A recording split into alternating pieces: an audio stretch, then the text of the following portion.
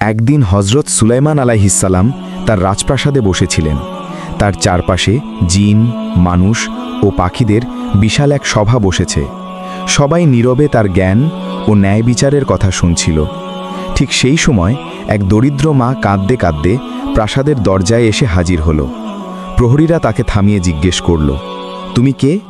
সুলাইমান আলাইহিসসালামের দরবারে কেন এসেছ?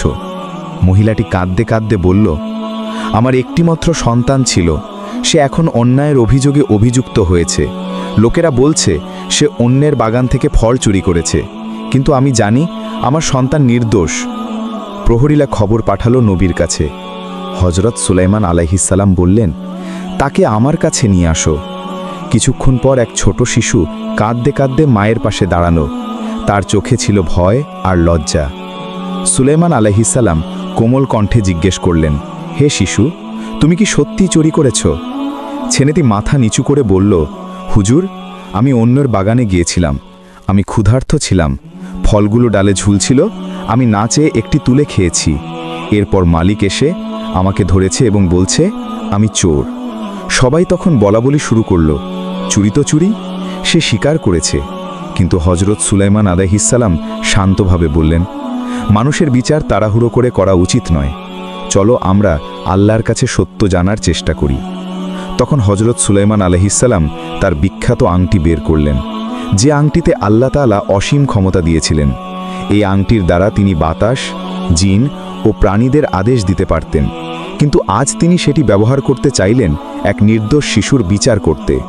তিনি আকাশের দিকে তাকিয়ে বললেন, হে আল্লাহ, তুমি সর্বজ্ঞ, তুমি জানো কে অপরাধী কে নির্দোষ। যদি এই শিশুটি সত্যিই চুরি করে থাকে, তবে আমার আংটি যেন তার হাতে প্রতিক্রিয়া দেখায়, আর যদি সে নির্দোষ হয়, তবে তার পাপের দাগ যেন এই আংটি মুছে দেয়। এ কথা বলেই তিনি আংটিটি শিশুর হাতে পরিয়ে দিলেন। মুহূর্তেই সবাই অবাক হয়ে দেখল, আংটি শিশুর আঙুলে জ্বলে উঠল এক অপূর্ব আলোয়। তার চোখ থেকে অশ্রু গড়িয়ে পড়ল আর মুখে হাসির ছাপ ফুটে উঠল। হজরত সুলাইমান আলাইহিসসালাম বললেন, এই আলো আল্লাহর রহমতের নিদর্শন, শিশু নির্দোষ।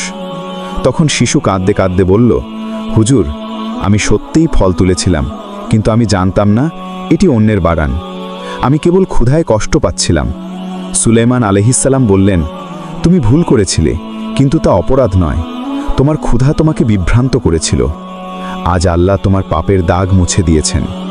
শিশুর মা সিজদায় লুটিয়ে পড়ে বলল, হে নবী, আপনি শুধু আমার সন্তানের নির্দোষতা প্রমাণ করেননি, বরং আমার অন্তরের দুঃখও দূর করেছেন। আল্লাহ যেন আপনাকে আরও বরকত দান করেন। সুলাইমান আলাইহিসসালাম বললেন, আল্লাহই প্রকৃত ন্যায় বিচারক, আমি কেবল তার হুকুম পালন করি। তিনি এরপর গ্রামের লোকদের উদ্দেশ্যে বললেন, শিশুদের বিচার করতে হলে করুণা ও বুদ্ধির সাথে করো। ক্ষুধা অনেক সময় পাপ নয়, এটি এক ধরনের পরীক্ষা। আধ্যাত্মিক শিক্ষা। এই ঘটনার পর থেকে মানুষ হজরত সুলাইমান আলাইহিসসালামের জ্ঞান ও দয়া নিয়ে আরও বেশি মুগ্ধ হল। তার আংটি শুধুমাত্র জিনদের নিয়ন্ত্রণ করার শক্তি নয়, বরং মানুষের অন্তরের সত্য প্রকাশ করার এক ঈশ্বরীয় প্রতীক ছিল। গল্পটি আমাদের শেখায়, সত্য ও ন্যায় সর্বদা আল্লাহর কাছেই নির্ধারিত। দয়া ও সহানুভূতি ছাড়া কোনো বিচার পূর্ণ হয় না। পাপের দাগ মুছে যায় যখন কেউ অনুতপ্ত হয় এবং আল্লাহর পথে ফিরে আসে। শেষবার সুলাইমান আলাইহিসসালামের দোয়া। গল্পের শেষে হজরত সুলাইমান আলাইহিসসালাম আকাশের দিকে তাকিয়ে বললেন, হে আমার রব, তুমি ন্যায় বিচারের উৎস। আমাদের অন্তর যেন কখনো অন্যায়ের পথে না যায়। যেমন তুমি এই শিশুর হৃদয়কে পরিশুদ্ধ করেছ, তেমনি আমাদেরও পাপ থেকে মুক্ত রাখো।